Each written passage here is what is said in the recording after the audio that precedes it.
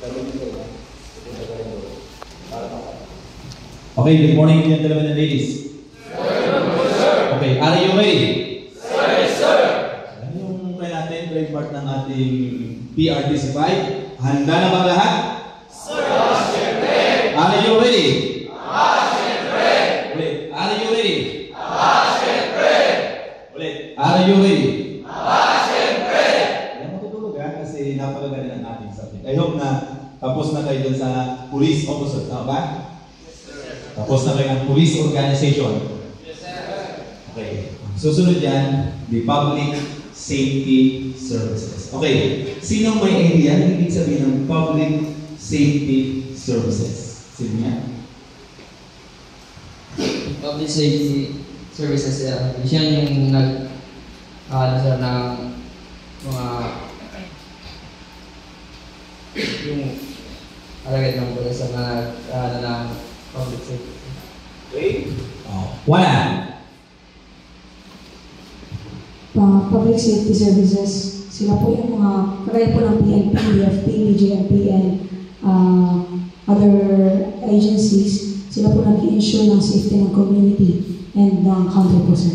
Especially, sir, internal and external security, sir.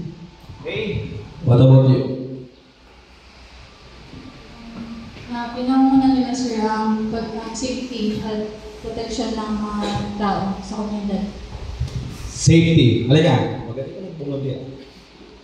Ano ba yung bakit public safety services?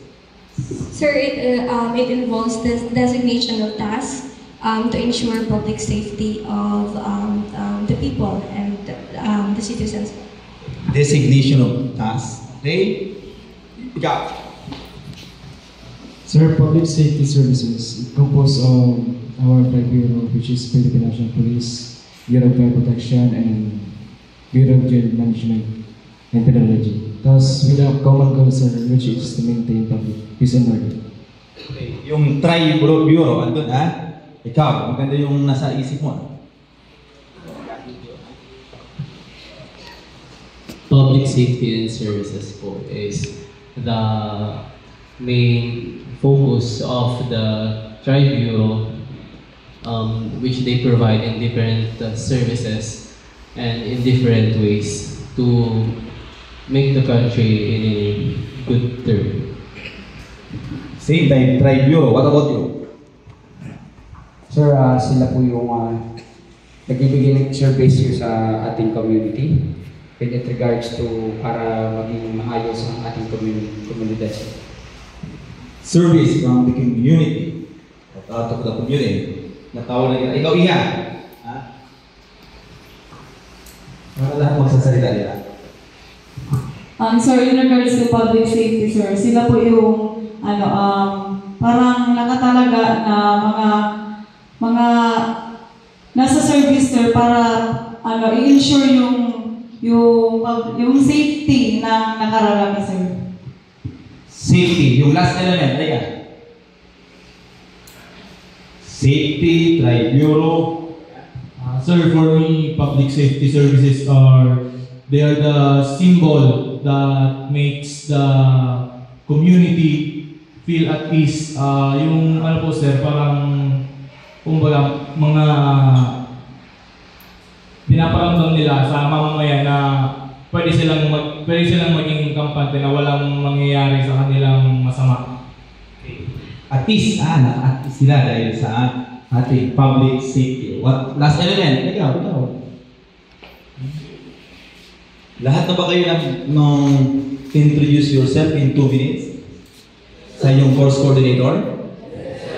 Public safety, sir, sila po yung mga taong nakatalaga sa gobyerno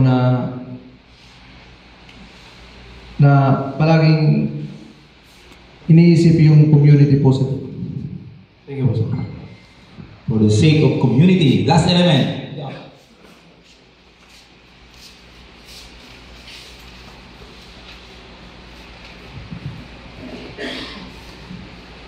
Public safety, based po sa picture, sir, the Philippine National or the Tri-Bureau is pinapanatili po nila yung katahimikan at ano sir, yung safety sa community para maiwasan po yung mga crime. Katahimikan para maiwasan daw yung krimen. Okay. Okay, gentlemen and ladies, okay? Lahat ng sinabi nyo, okay? Tama? May point? Okay, kung makikita natin, kahit isang slide lang ang i-present natin, perfect na natin yung tinatawag na public safety services. Okay, as shown, makikita natin yung PNP, the Bureau of Fire, the PGMP. And may naiiba. Ano itong naiiba? The PPSC. Okay, the Philippine Public Safety College. Last 2019, okay, pababa, tayo ang PRTC 5 is under the PPSC. Okay yan? Na-inform na ba sa inyo sa organization, police organization? Di ba? Okay, by the way, pag nagsasalita ako, gusto ko tinitake note nyo yung mga importanteng sinasabi natin. Way back 2019, pababa, tayo ay under ng PPSC, the Philippine Public Safety College. Okay? Then, on October 7, 2019, nagkaroon ng transfer from the PPSC to Philippine National Police. Gets nyo yung PRTC pa, itong training center na to, hindi ito hawak ng PNP that time. Ito ay hawak ng tinatawag na Philippine Public Safety College. Then, during the time of General Bato, nagkaroon sila ng programa na ilipat ang